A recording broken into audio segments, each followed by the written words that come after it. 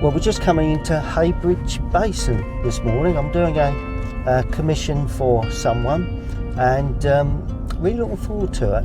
It's a lovely little coastal village, really, not far from Malden, and I'm just going to turn into the car park. Yeah, so I'll let you know how we get on, just pulling into the car park.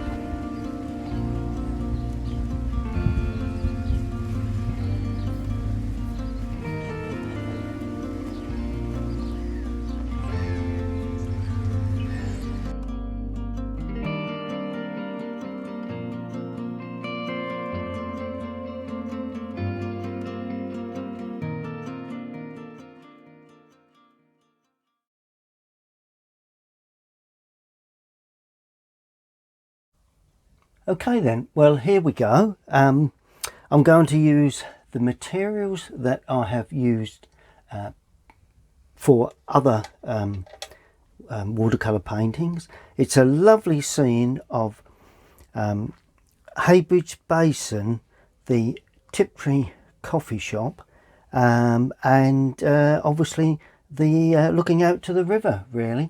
It's a lovely composition. Now those, as I say, are the materials. I have a very large Pro Art 45 mop brush that points.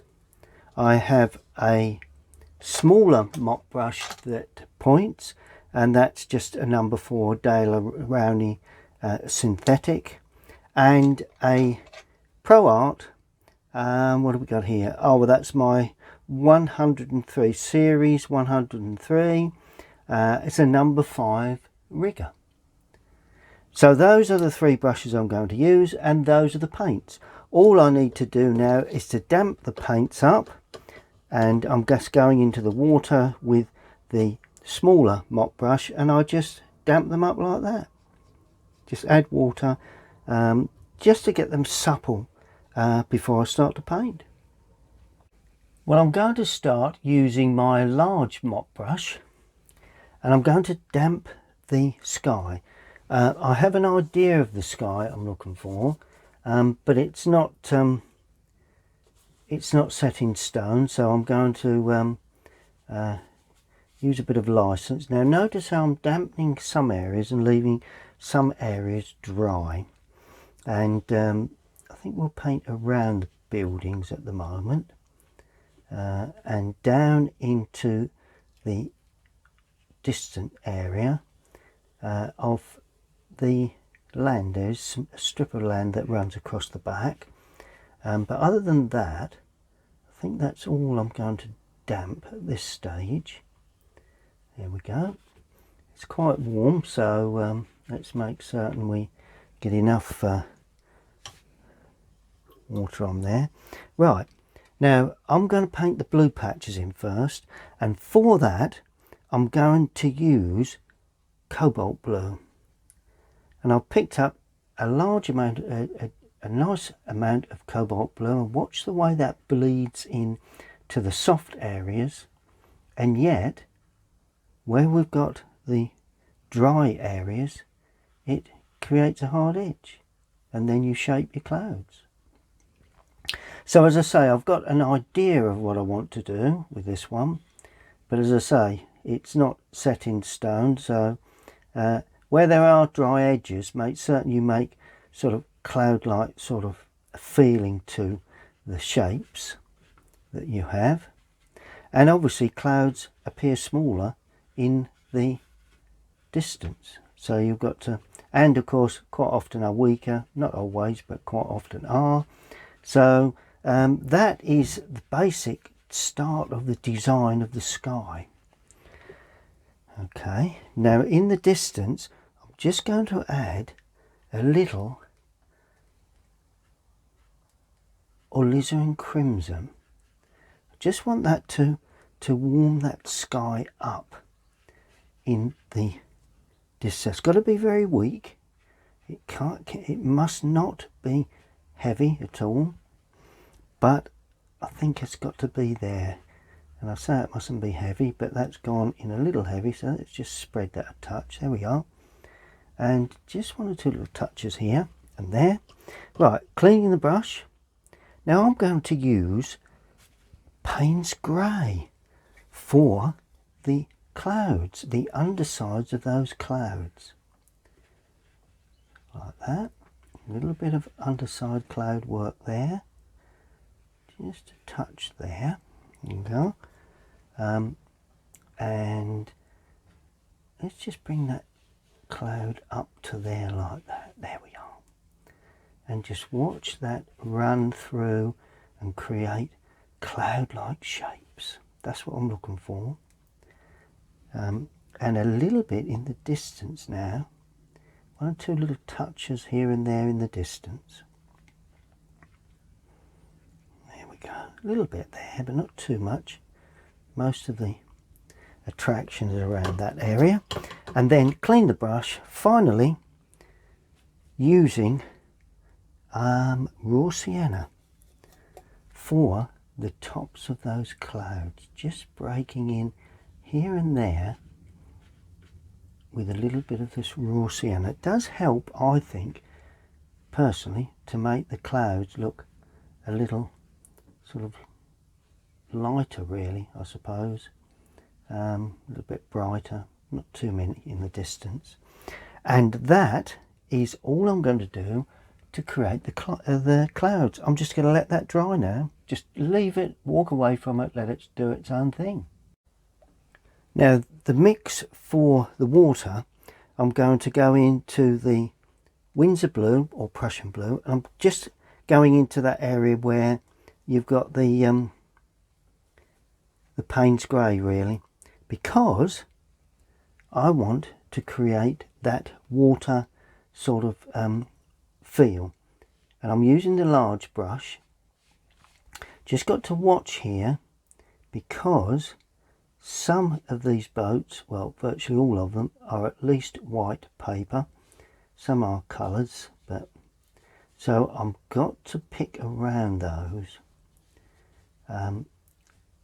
in a reasonable form to give the shape required. That's gantry there, back of that boat. Right, now I'm trying, if I can, to work my way around. There we are. Let's bring that down into there, and over that gantry there. Trying to work my way around these boats, leaving reasonable shapes of a boat, but I don't want it to dry before I get to finish, so I've got to be a little careful here, and I'm going to work fairly quickly, painting around them. Now a lot of people probably would say, why don't you mask them? Well, it's okay, I don't mind masking, but I just feel they look a bit stagnant. They look a bit a little bit as if they're too I don't know, they never always look right. I prefer to paint around them in my particular way of thinking, but everybody has their own way of doing things. But to me, painting around them gives you that that option to paint over or leave out, you know, put more in or leave more out, and I think that's worked quite well. Now as I come forward, I'm adding a little more blue to start with, like that. Then I'm adding raw sienna and a little Payne's Grey, because I'm looking for a greeny sort of water. Now I know you say that we've got reflections there, but they will come in later. And I've painted, I haven't just done bands of it, I've done a variety of washes there. There we are. That's why I'm using a large brush, because I need to sweep this area across. Now more Payne's grey and more raw sienna, and you get a lovely dark sort of feel to that water, like that. There we are. We'll go up there because that's going to be quite dark anyway, and then we come in to the tide isn't quite in yet, so we're getting to just add a little bit more colour to that. That's it, a little bit darker, and so I'm trying to show like a beach area, so I want that to be jagged. There we are. See how there's just a little bit of a, well, it's not a beach, it's mud basically, at the basin, but that's how I want to depict that. And there you go with the first wash of colour, maybe not the last. That all remains to be seen later on. Okay, now I've added burnt umber into that same area of the palette, so it's got all the other colours in there. It's the start of my sort of feeling of bit of Payne's grey in there again, just to darken that off. That's it. And this I'm sweeping in to create a little bit of white that will denote a little bit of lapping of the water over the edge there, and just use the brush to blend in there just a touch. There we are. Just a nice little bit of light area there where the water is more or less rolling in. Good, that's that.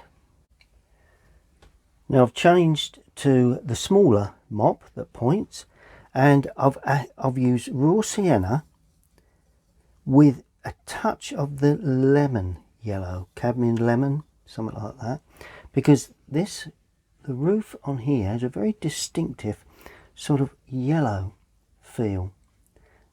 More raw sienna, but just try and pick up the character of this building because it's so iconic. You know, it is something that is well known here in Essex, or certainly on the Essex coast. So I've done the roof of that. Now the building itself is white. We've only got the windows to put in. Cleaning the brush again, and I'm going to use, that's got a sort of like a pinky yellow to that, so I'm going to use the alizarin crimson into that mix of raw sienna. A bit more raw sienna. It's an unusual colour, but that's the colour that and I think you'll find that that's the coffee shop, but this is more of a boat yard where they pull the boats in. You can see a boat and the crane there, and this is at a sort of like an arc. So I'm picking around here very, very carefully to start with anyway, and it just goes up and over like that. There we are. And we've got, it's like a half round, and that finishes somewhere about there, I think. Here we are. So that's the roof of the boat shed really in the background. So that's gone in okay, that's not a problem. Just lift that away just a touch. Good. Now I'm going to paint in the underwashes of this area here. I want to get colour here before we start looking back. I know we've got some distance to lay in. I may use a slightly different technique for that, but let's look at the overall wash of colour that we've got here. First thing we've got is like quite a grey feel, and greys to me are yellows, reds and blues.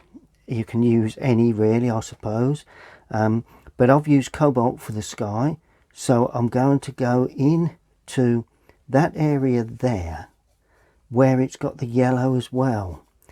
So I've got the alizarin crimson, I've got the raw sienna, and I've got the cobalt blue, and they're colours I've used before, so why not use them? That's the theory behind this. And we've got a nice grey there like that. And if you notice, although I'm painting across, I'm trying to paint down as well, just and leaving one or two little white patches unpainted. We've got some posts standing up there, but that's not really quite what I'm looking for to depict. But kind of, if you don't go upright and show one or two little uprights, then it sometimes doesn't look as if it's standing upright. Right, now that's that. Now I'm going to add a little more blue with this and create a more earthy stone, and that's going to be for this capping to the sea wall there like that. And I'm wiping this in fairly quickly. Don't want it to bleed into that if I can help it. I'm a little quick with that, but it doesn't matter. I'm going to paint around the figures. Yep, there we go. And it widens very quickly, and then we have an edge there. I'll put that in a little darker shortly. I'm adding burnt umber now with cobalt into another area because I've got the rather darker underside of that, so I might as well get that in to start with like that. And that obviously stands up. It's just got a bit of a lip on that, so that should be okay. That should work quite successful. It'll probably be out of picture there. And then we have the very light grey again. Well, that's grey, so let's go in a bit more blue again, a bit more red. It's quite cool, so more blue. When I say cool, I add more blue. When I say warm grey, I add more red. And when I say yellow grey, I add, or green grey, I add more yellow to it. So, you know, it's just playing with the three primaries really. And now I'm painting that down there. So I've all got a variety of sort of greys there really, you know. And I'm going to paint around the boats. So this is the seawall, like that. Paint around the boats, and I can add colour to those. It's quite a complex little picture this, but doesn't mean to say that it's too daunting. Quite a flat boat there. Little dinghies that they use to go out to the larger boats, I think. So that's the seawall there, like that. Right, now we've got a darker lip to that and there. So I'm using the same three colours: cobalt blue, alizarin crimson, raw sienna, but this time we're going in a little darker. So don't want it green, but don't want it too blue. So is that a bit more? There we are. That just darkens that raw sienna, just darkens it off. It's not specifically in shadow, but it's not in full sunlight. So that's the corner there of the wall that comes down like that, and that's going to be out of picture. And a little bit more blue now, because we've got the edge that we can see along there. It's going to bleed up a touch because it's still a little damp, but that's not a major problem. There we are. And so that's the edge of the wall. You know, they're all different sort of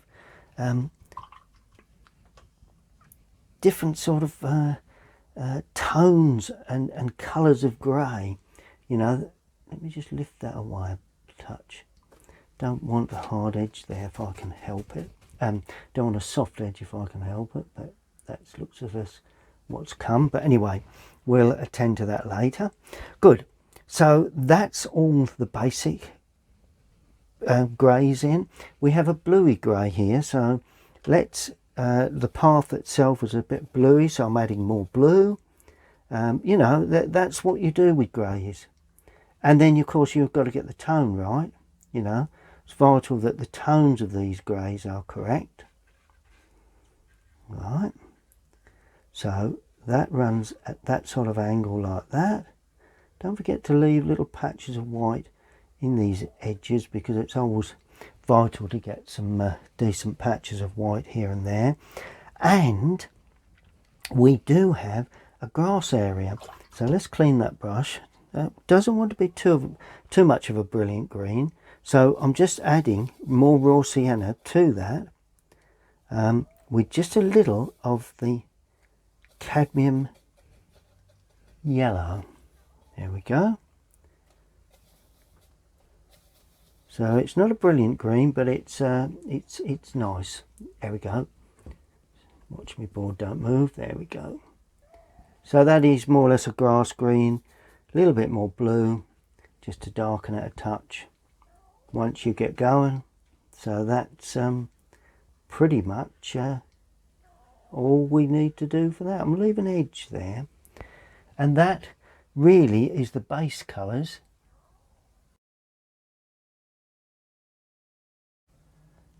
I just want to show you, talking about the greys, I've used cobalt blue and more alizarin to create what I would class as a shadow grey. Perhaps a bit more blue in there to make it.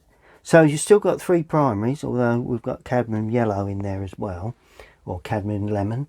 And that is for the shadow. I may need to darken this, may not, all depends on you know, the way things go. Just going to use a maul stick just to paint around these figures. Just feel that perhaps we should paint around the figures. I'll join that all up in a second. I'll leave the dog white because it will give me options. But other than that, that's all in shadow. And that's the first real area that I've painted in that you would really appreciate any shadow work. There we are. And I'm just painting around those figures pretty simply. Got up a bit high with that, but never mind. Give me added perspective. Yep, that's okay. We have a casting shadow from that, obviously, but at this stage it's not needed to be put in. That's why I've not been too fussed with the edge there. Yeah. Now we're looking for just a little bit of distance. There is some roofs of buildings in the background, so I'm going to use the red and the yellow again.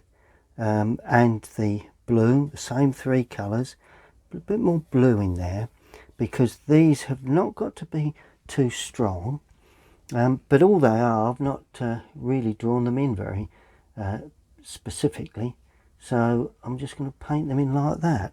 Actually, I'm going to use a bit more blue, because I'd sooner see them blue grey than red grey.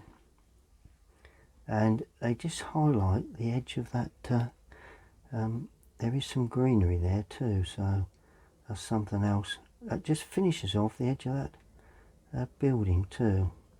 And then there's another roof there. And if you want to denote roofs a bit better, just put a chimney pot on them.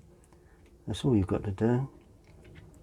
There's some greenery there, so but that to me helps to show. Oh yes, there's another one here.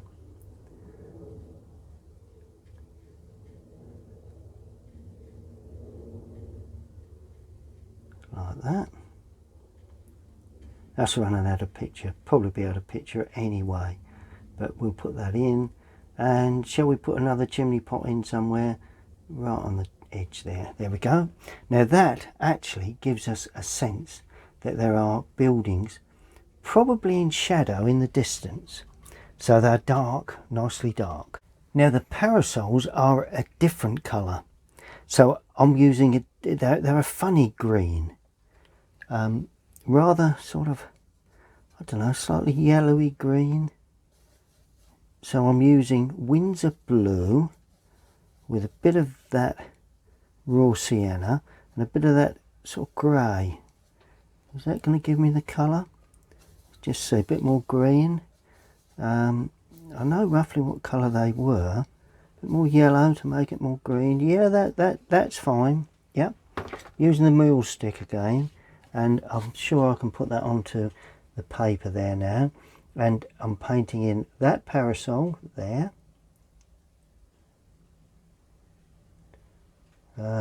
Because they are, there again, very recognisable in this particular scene, because they, you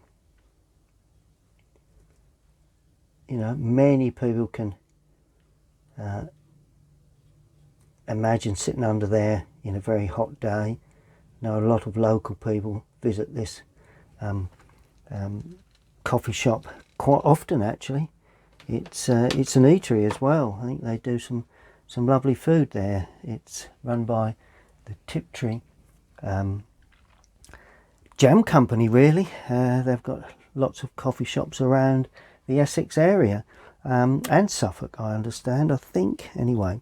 But if ever you go to a anywhere really, in probably 90 or 80% of the restaurants have Tiptree jam, which is quite a thing really, and that's Tiptree here in Essex, where it's all made. There's one other colour that I notice is rather unusual, and that's that boat there. And all I've done, I've added lemon yellow to that and just pulled that over like that. It's very fluorescent sort of green yellow colour. So I'll put that up. Not sure whether it's a sailboarder or a boat. It could be a small dinghy actually. But there you go, that's in. That'll dry up nicely. Right, I'm putting in a blue here.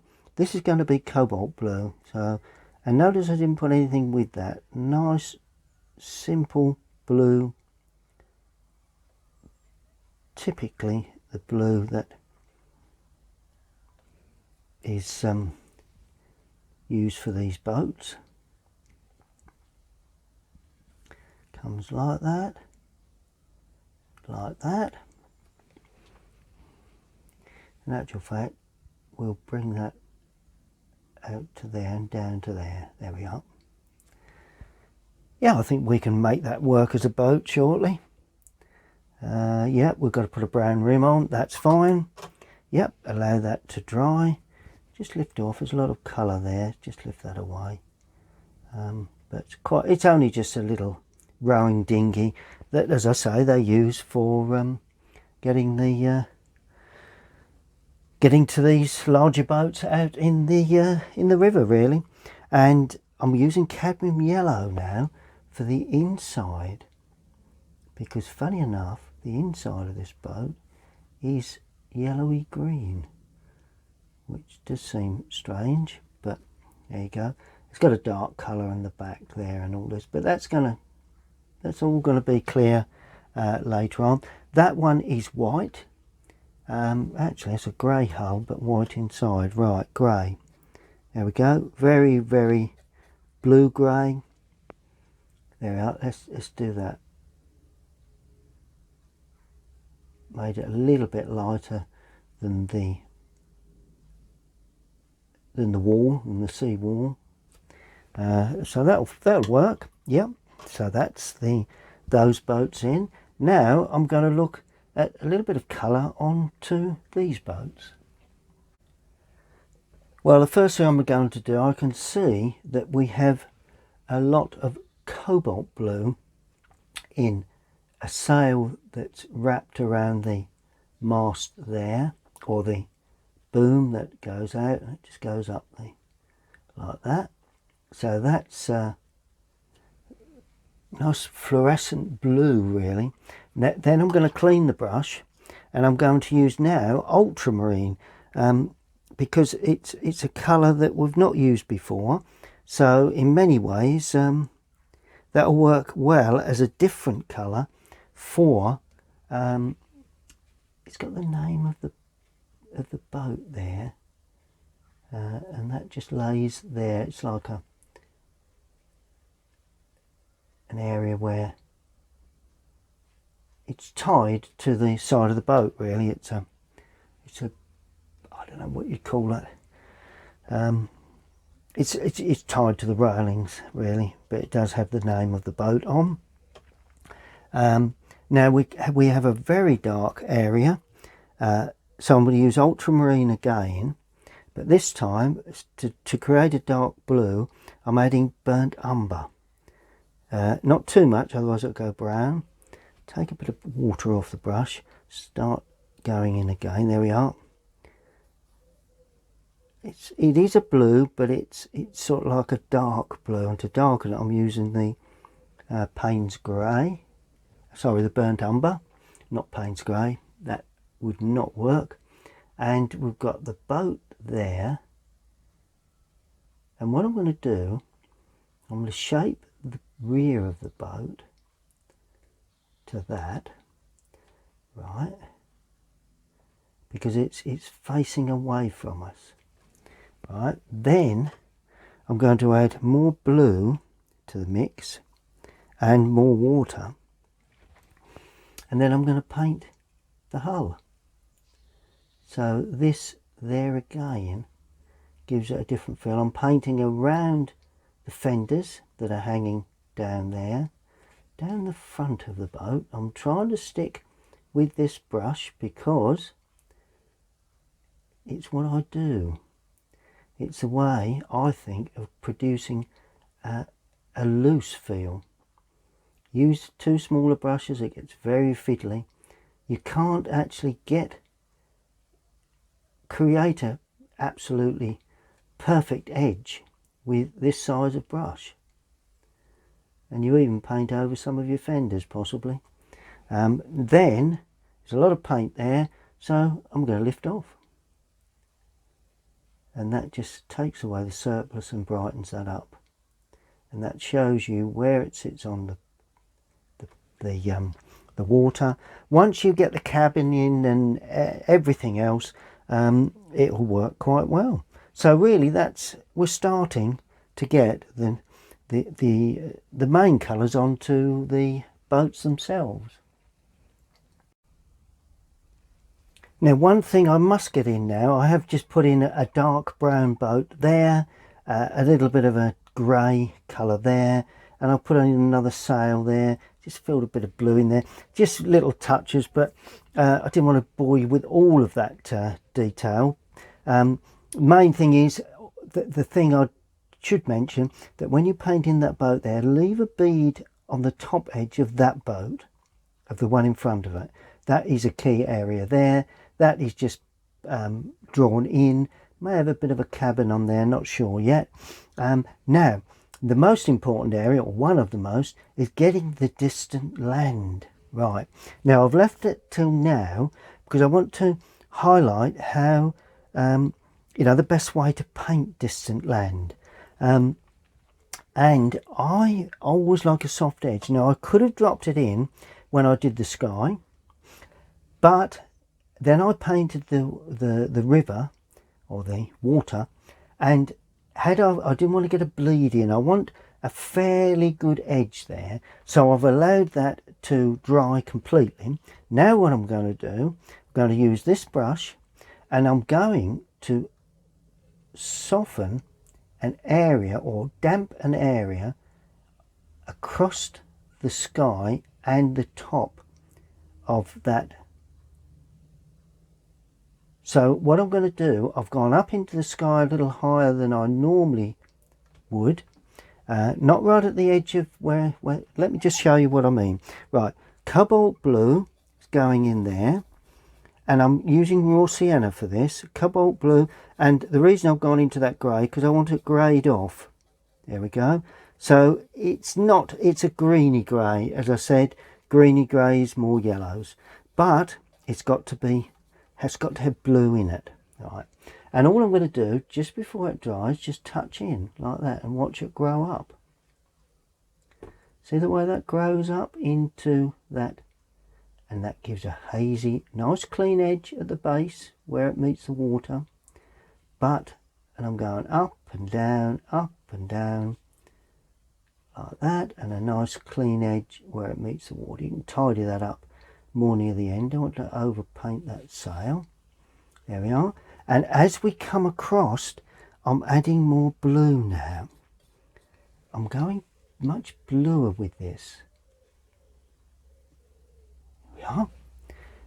Taking a bit of paint off the brush, just spreading that across and keeping that nice. And that blue helps to give that impression that we're going further away into the distance. Now does it? Yeah, it tucks behind there. I'm going to have to model that shortly. And nice and straight along the edge of the water, like that. And we finish it there. There we are. Then, just before it dries, so I don't get a watermark, I'm going to thoroughly clean that brush, remove a lot of the moisture, and then just get that to blend across there. There we are. And that way you shouldn't end up with a waterline really, and you've got a nice clean edge at the base, and you've got a lovely soft feel at the top. And I've started off with a dark grey, and then I've come to more blue, and then as the brush runs out of paint, it's got lighter. So it's nice and light against this area here. And that's the way I'm going to treat, or I have treated, the distant land on this particular coastal subject. Main thing is that you keep your line fairly straight, because obviously water doesn't go up and down hill, it's got to be straight. Good, so that's that in. We'll let that dry and see how that dries up. Next thing I want to do, I want to deal with this little area here. Now we've got very dark supporting posts there to this, what is in effect I suppose more or less a pier affair, although it's a bit solid where it's all filled in, but we've got lots of figures. Now these posts, and there's some railings, but the first thing you want to do is get the figures in first. You can overpaint those with the railings and everything else later. So that's my intention. Now there's varying colours. I'm going to use the number 4, the medium mop brush, and I'm going to pick up varying colours. I've started off just picking up cadmium red. There. Then I'm going to add, just pick up a bit of yellow with that. And let's have another, let's put one there. So more orangey sort of figure sitting there. Clean the brush. Obviously blues are important. These are just the bodies, they're not the heads. Let's go cobalt blue. There we are. Let's just put a cobalt blue figure sitting there. Another one, oops, a bit big. 2 figures there, let's say. Okay, that's fair enough. Clean the brush again. A bit grey, a bit brown, there we go. Another one there. Another one there, another one there, and they're at varying depths. They're also on benches, so that's basically the principle. I'm just going to try yellows now. So this is purely cadmium lemon. There, one in the middle there. Nice to have a little variety of. There we are, just to give the impression there are lots of figures there. And then all I'm going to do, I'm going to use a very dark colour, just burnt umber, mixed in with, I picked up a bit of red there, doesn't matter, there we go, blend it all together into that area and take off a lot of moisture. I'm going to use the point of the brush for this because we're going to put in the heads to these figures. You know, tiny small little heads, don't want nothing too there we are. But they're not the main feature, obviously. They're additional features to the railings, really. There we go. Good. Now I've got the figures in. When I put the railings in, we can just see them behind the railings. While I'm going with figures, may as well get these in. Right, that one there is white. Okay, well, just call that one white because and this one we will put a dark, it's like a dark blue sort of feel to this one here, like that, possibly leaning onto the, here we go, that dark blue there, and the other one's white. Then we have a very light blue, blue grey sort of colour there, that figure. The other one is white, so that's fair enough, shadows will help show that. Blue grey on the legs of that one. Right. This other one has got shorts, and they will be of a, here we are, different red that I've used before, just a touch of the light red. Here we go. So that's the shorts, and then of course the legs will be painted in later, like that. And the other chappie has sort of dark brown, sort of bluey grey. There we go, fairly dark. Just try to show a bit of movement, tapering off like that. There we go. Good.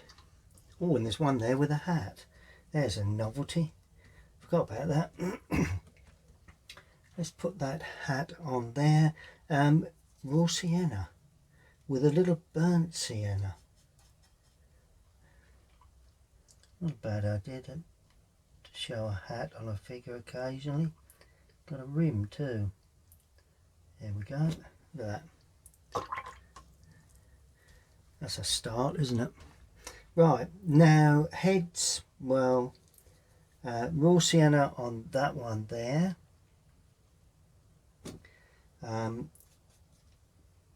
Darker brown there on that one, and the other one got a warm sort of colour there. Once we get bodies on those shadows, they will work very well. Oh, the legs, right. Raw sienna, let's do raw sienna, a little bit of burnt umber with that raw sienna. There we go.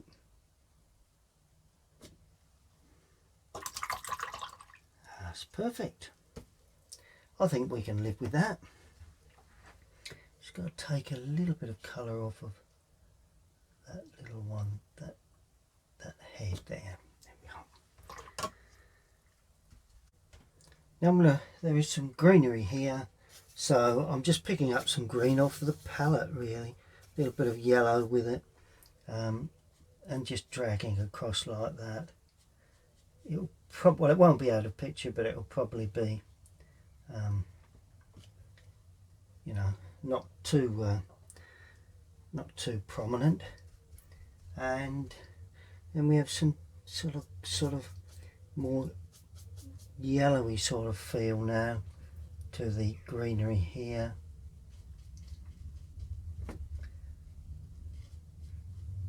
shadow that up and that'll work quite well.